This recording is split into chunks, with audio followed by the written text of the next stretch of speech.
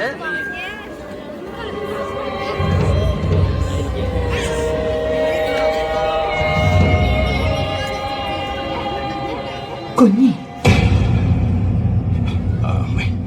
മകനെ, നീ പിന്തിരിഞ്ഞു വന്നോ? പൂഴിമണ്ണിലൊരു വെള്ളി നാണയം മറഞ്ഞു കിടക്കുന്നത് ഞാൻ കണ്ടിരുന്നു. പിന്നെ നീ അത് അപ്പോൾ എടുക്കാതിരുന്നത്?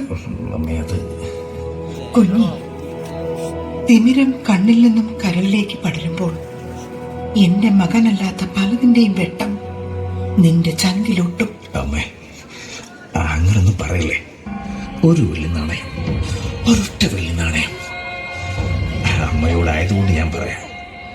യേശുവ എന്നെ സ്നേഹിത എന്ന് വിളിച്ചിട്ടുണ്ട്, വിരുന്നിന് കൂടെ ഇരുത്തിയിട്ടുമുണ്ട്. പക്ഷെ ഞാൻ പ്രതീക്ഷിച്ചത് അതിലും അപ്പുറമാണ്. എല്ലാവരെയും ഭരിക്കുന്ന, എല്ലാവരെയും വരുതിക്ക് നിർത്തുന്ന ഒരു രാജാവ്. അവനെ ഞാൻ വിശ്വസിച്ചതാ. മുഴുവനായും എല്ലാം കൊടുത്തു. എല്ലാം കൊടുത്ത് എന്റെ കേശ കാലിയുമായി. എനിക്കെന്തെങ്കിലുമൊക്കെ വേണ്ടേ അമ്മേ? യൂദ, എന്റെ കുഞ്ഞി, എന്റെ മകൻ തരാത്ത ഏത് ആനന്ദം വിലയ്ക്ക് വാങ്ങാനാണ് നിനക്ക് ഈ വെള്ളി നാണയം? അമ്മേ, പോയി ശാന്തമായി ഉറങ്ങൂ യൂദ.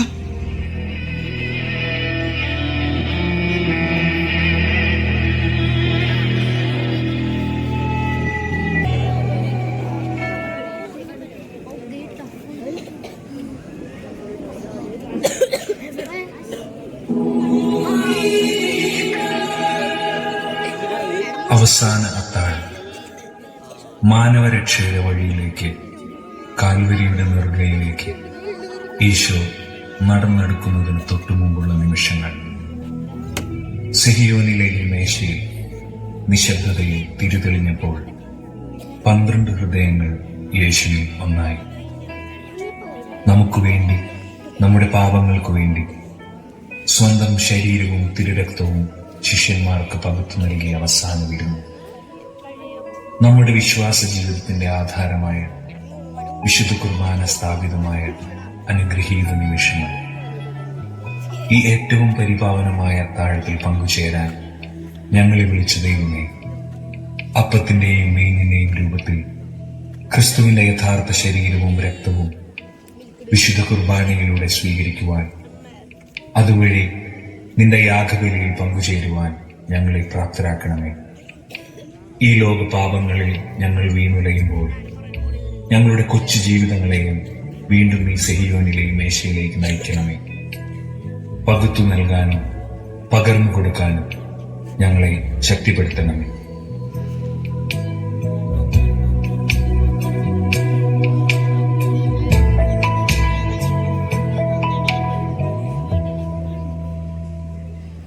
ഈശോ അവസാന അത്താഴത്തിന് ശേഷം തനിക്ക് ഏറ്റവും പ്രിയപ്പെട്ട സെബദിയുടെ പുത്രന്മാരെയും കൂട്ടി കെദ്രോൻ താഴ്വരയുടെ അടുത്തുള്ള ഗത്സ്. ഈശോ പലതവണ ശിഷ്യന്മാരുമൊത്ത് അവിടെ പ്രാർത്ഥിക്കാൻ പോയിട്ടുണ്ടായിരുന്നു. തനിക്ക് വരാനിരിക്കുന്ന പീഡകളെക്കുറിച്ചും തന്നെ 30 വെള്ളി നാണയങ്ങൾ കൊറ്റിക്കൊടുക്കുന്നവനെക്കുറിച്ചും മുൻകൂട്ടി അറിയാമായിരുന്ന ഈശോ അതീവ ദുഃഖത്താൽ തളർന്നിരുന്നു. എന്നാൽ ശിഷ്യന്മാരാകട്ടെ ഈശോ കടന്നു പോകാനിരിക്കുന്ന പീഡകൾ ഒന്നും അറിയാതെ നിദ്രാഭാരത്താൽ ക്ഷീണിതരുമായിരുന്നു. ഈശോയുടെ കൂടെ ഉണർന്നിരിക്കാൻ അവർക്ക് കഴിയുന്നുണ്ടായിരുന്നില്ല.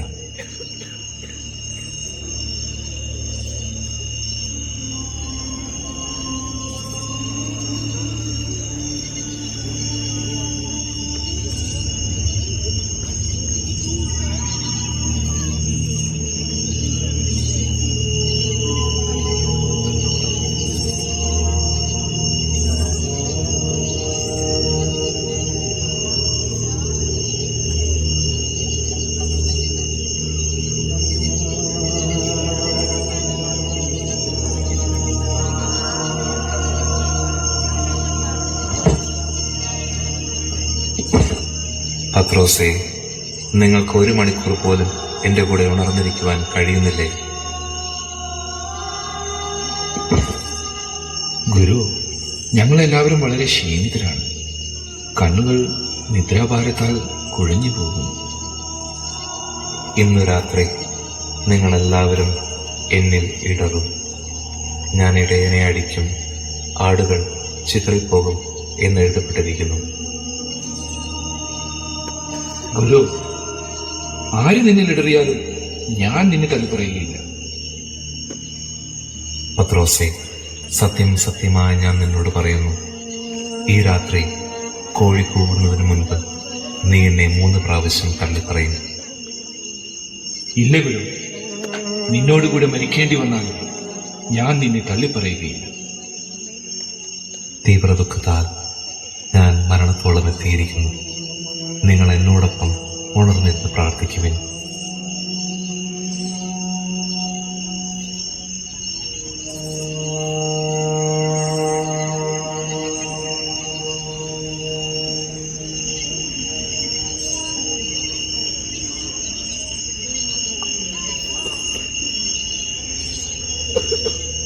പിതാവേ, കഴിയുമെങ്കിൽ ഈ പാനപാത്രമെങ്കിൽ നിന്ന് നീങ്ങിപ്പോകട്ടെ. എങ്കിലും എന്റെ ഇഷ്ടമല്ല, അങ്ങയുടെ തിരുവിഷ്ടം പൂർത്തിയാകട്ടെ.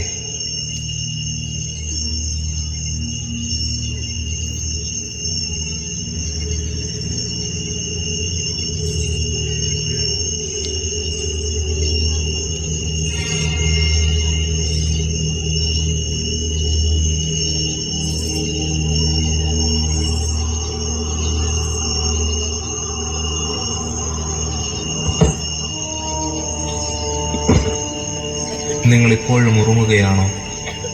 അല്പനേരമെങ്കിലും എന്നോടുകൂടി ഉണർന്നിരിക്കുവാൻ നിങ്ങൾക്ക് കഴിയുന്നില്ലേ?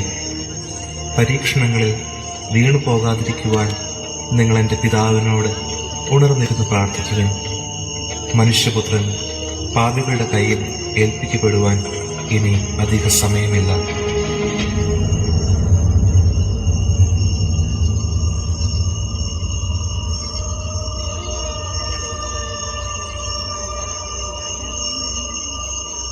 എഴുന്നേൽക്കൂ, നമുക്ക് പോകാം.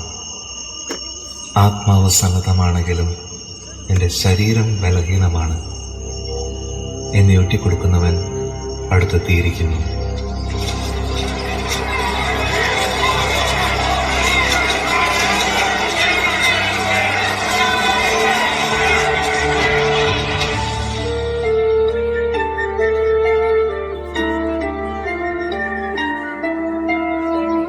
കള്ളന്മാർ നടുവിൽ കിടന്നതും നിന്നെ ഉയർത്തുവാനല്ലയോ? മാർവിടമാഴമായി മുറിഞ്ഞതും സൗഖ്യം നിനക്കേകാനല്ലയോ? കള്ളന്മാർ നടുവിൽ കിടന്നതും നിന്നെ ഉയർത്തു